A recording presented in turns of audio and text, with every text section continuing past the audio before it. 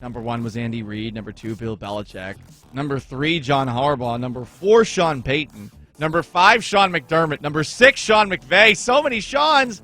And then number 7, it's Pete Carroll. What do you think about these rankings before Danny gets on his soapbox? Because he's not thrilled with where Pete stands. I got some mixed emotions because I'm looking at this list and I'm like, at first look, I'm saying, all right, this is basically off of what happened last year. But then you got Bill Belichick at number 2. If we're going off of last year, Belichick ain't on this list. If we go off of last year, he was kind of exposed, right? You don't have Tom Brady, but he also had about 8 guys opt out. If you look deeper into that situation, Bill wasn't set up for success. He was set up for failure. This is going off of his history as a coach.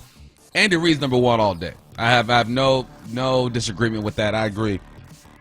Where it gets tricky is Harbaugh and McVay. There's no way these two are in front of Pete Carroll. Absolutely no way. Harbaugh went 11-5. They lost in the division to the Buffalo Bills. Good loss, quality loss, but I just don't see Harbaugh as a coach that's better than Pete Carroll.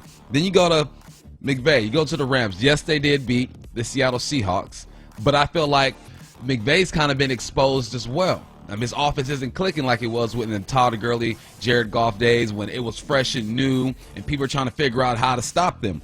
But now I got to have a reality check, a family talk with people in Seattle right now, okay?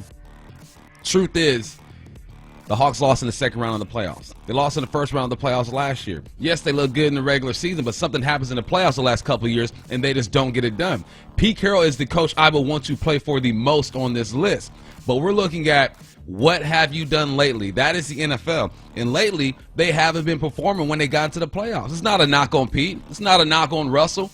That's just what it is. That's reality. So I don't mind him being number 5. I think at least he's number 5. Sean McVay, Harbaugh, they need to get bumped down a couple spots. But you can't deny what's been happening with the Seahawks lately. Pete Carroll is the coach I would want to play for the most right now, but he's got to prove himself a bit. And I hope he doesn't take this as a knock. I'm not knocking Pete Carroll. I think he's a great coach, but it's all about results.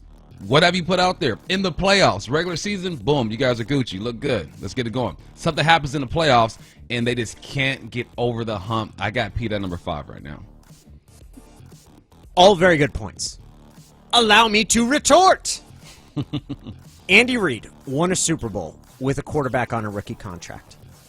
John Harbaugh has gotten to the playoffs the past 3 years, and especially the past 2, with a quarterback who won MVP on a rookie contract.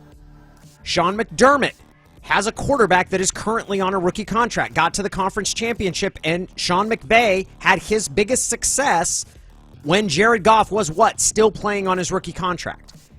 I'm not saying it's easy to win. It's always hard. It is easier when you've got a cost-controlled quarterback. And the fact that those 4 guys have experienced those peaks of success, which, by the way, only Reid got there as many times as Pete did when he had his quarterback on a rookie contract. It's an unfair scale. And the fact that Pete has stayed good after that quarterback got off the rookie contract and continued and lost the defense that was historically great, and they've not fallen off a cliff, that's the reason why you cannot put McVay nor McDermott in front of him. Well, I'm going to be the annoying guy in the room. The last time Sean McVay coached against Pete Carroll, he kicked Pete's ass. Sean McVay is 6-3 against Pete Carroll and just beat him in the playoffs with John Wolford and Jared Goff under center. Sean Payton, the last time he went up against Pete Carroll, beat Pete Carroll with Teddy Bridgewater under center. John Harbaugh, the last time he went up against Pete Carroll, made Russell Wilson, who was in the midst of one of the best stretches of his career, that team absolutely ruined him with that awful throw that he threw for an interception that was returned for a touchdown. So I can understand the argument that is made why those guys are over Pete. I would not do it with John Harbaugh or Sean Payton, but with McDermott and with McVay, I think you should weigh what have you done for me lately a little bit more heavily in this rankings, and I feel like McVay clearly has been better than Pete Carroll of late. I understand, like, hey, look, the quarterback thing, he has not done a great job with Goff. He moved on from Goff, but he's 6-3 against Pete, and I mean, they got to a Super Bowl with Jared Goff, and they beat Pete Carroll in the playoffs this past season. My mother told me when you're losing an argument to change the subject. Questions. Hold on. Paul, if I could do them as well as you, I give you the air horns right now. Fire argument right there. Thank you.